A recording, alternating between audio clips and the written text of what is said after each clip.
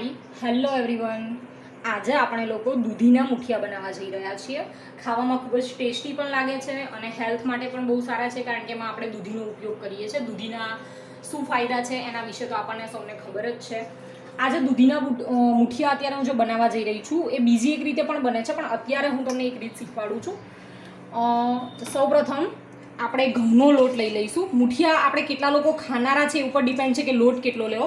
વધારે ઓછી માત્રામાં લોટ લઈ શકાય છે. ઘઉંનો લોટ લીધો છે, ઝીણો, જે રોટલીમાં વાપરીએ છીએ. આ ઘઉંનો જાડો લોટ છે, મીડિયમ જાડો છે, બહુ વધારે નહીં. આમાં તમે ઢોકળાનો લોટ પણ એડ કરી શકો છો, જે મેં કર્યો છે. સાથે સાથે ચોખાનો લોટ, જે પાપડ બનાવવા માટે આપણે વાપરીએ છીએ. આની અંદર બીજું શું એડ કરી શકાય? તો આની અંદર તમારી પાસે જે બીજા લોટ અવેલેબલ છે, થોડા એડ કરી શકો છો. અને આ કશું જ ના કરો અને ખાલી ઘઉંનો જાડો અને ઝીણો લોટ લઈ શકો છો તો પણ ચાલે છે. આની અંદર આપણે સૌપ્રથમ મોવણ એડ કરી દઈશું જરૂરિયાત મુજબનું. અને આપણે જે દૂધી છીણીને તૈયાર રાખી છે, પહેલાં એને છોલી લેવાની છે, છાલ ઉતારી લેવાની છે અને પછી છીણી લીધી છે, એટલે આપણે રેડી રાખી છે. આ બધી જ વસ્તુને પછી આપણે બરાબર મિક્સ કરી દેવાના છીએ. જેમ રોટલીનો લોટ બાંધીએ છીએ એ જ રીતે પછી લોટ બાંધવાનો છે. તલ એડ કરીએ છીએ. આ તલને વઘારમાં પણ વાપરવાના છે અને અત્યારે પણ આપણા ટેસ્ટ મુજબ મીઠું, ધાણા જીરું, હળદર, લાલ મરચું પાવડર, ખાંડ અથવા ગોળ તમે જે એડ કરવું હોય એ કરી શકો છો આની અંદર. અને વધારે તીખાશ અને ટેસ્ટ માટે આદુ, મરચાં અને લસણની પેસ્ટ અહીંયા મેં રેડી કરીને રાખી છે. અને સાજી થોડો નાખીશું, જેથી પોચા બનશે તો ખાવામાં મજા આવશે. સાજીના ફૂલ. અને દહીં છે. દહીંની જગ્યાએ તમે એકલા લીંબુ પણ વાપરી શકો, પણ દહીં વધારે ટેસ્ટી લાગશે એટલે અહીંયા હું દહીં એડ કરું છું. આ બધી જ વસ્તુને બરાબર મિક્સ કરી લેવાનું છે અને આનો સરસ મજાનો લોટ બાંધીને તૈયાર રાખવાનો છે. અને પછી મોવણ કરી અને એને લુવા વાળી અને આપણે એને બાફવા મૂકવાના છે. હું એને એકવાર મિક્સ કરી લઉં છું. મેં બધું જ સરસ રીતે મિક્સ કરી લીધું છે. અને બીજી એક વસ્તુ કે આમાં આપણે દૂધી નાખી છે, એની જગ્યાએ જો આપણા સવારના બનાવેલા ભાત પડ્યા હોય તો દૂધીની જગ્યાએ ભાત નાખીને પણ સેમ ટુ સેમ પ્રોસેસથી મુઠિયા બની શકે છે અને એ પણ એટલા જ ટેસ્ટી લાગે છે.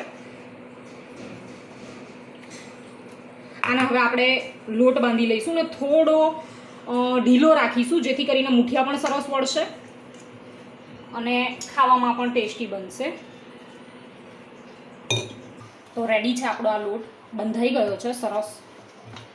તમે જોઈ શકો છો, બહુ કડક પણ નથી અને બહુ ઢીલો પણ નથી. હવે આપણે આને મોવણ તેલ નાખી અને મસળી લઈશું, જેથી ગુલ્લા કરતી વખતે, લુવા કરતી વખતે હાથમાં ચોંટશે નહીં.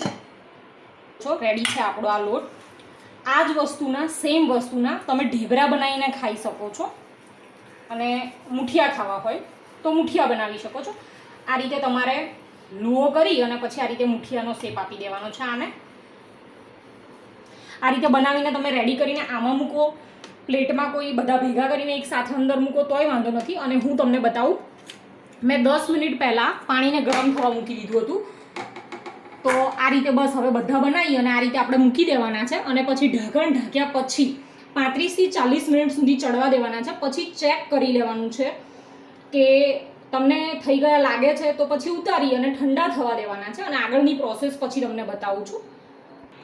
તો બધા મુઠિયા આપણે વાળીને મૂકી દીધા છે. હવે આને એક્ઝેક્ટ 35 મિનિટ જેવું થશે.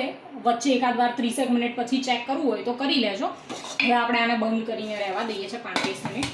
પછી 35 મિનિટ થઈ જાય પછી આગળની પ્રોસેસ કરીશું. હાય ઓલ, એક્ઝેક્ટ 40 મિનિટ થઈ ગઈ છે અને તમે લોકો જોઈ શકો છો આપણા મુઠિયા રેડી થઈ ગયા છે. આને આપણે એક પ્લેટમાં કાઢી લઈશું અને પછી કટ કરી લઈએ છીએ. ગેસ બંધ કરી દઈએ.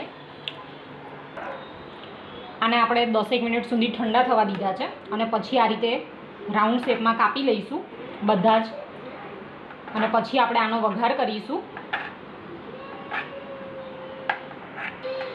આપણે બધા જ મુઠિયાને કટ કરીને રાખ્યા છે હવે આપણે મેં આ ગરમ થવા મૂકી દીધું છે, એમાં તેલ નાખીને તેલને ગરમ થવા દઈશું. જેવું આપણું તેલ ગરમ થઈ જાય એટલે આપણે વઘાર કરી લઈશું અને પછી સર્વ કરવા માટે રેડી થઈ જશે આપણા મુઠિયા. આપણું તેલ ગરમ થઈ ગયું છે, આપણે એમાં રાઈ નાખી દઈશું.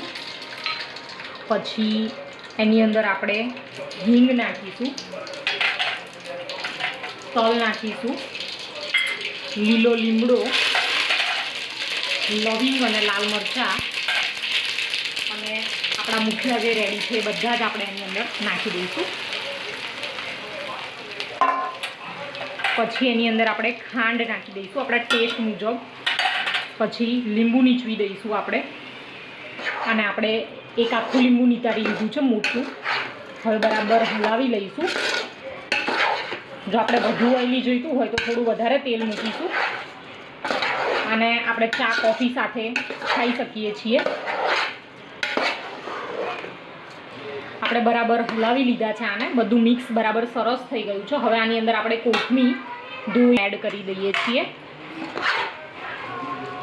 તો રેડી છે આપણા મુઠિયા સર્વ કરવા માટે. આને આપણે સર્વિંગ બાઉલમાં કાઢી લઈએ અને એને સજાવી દઈએ.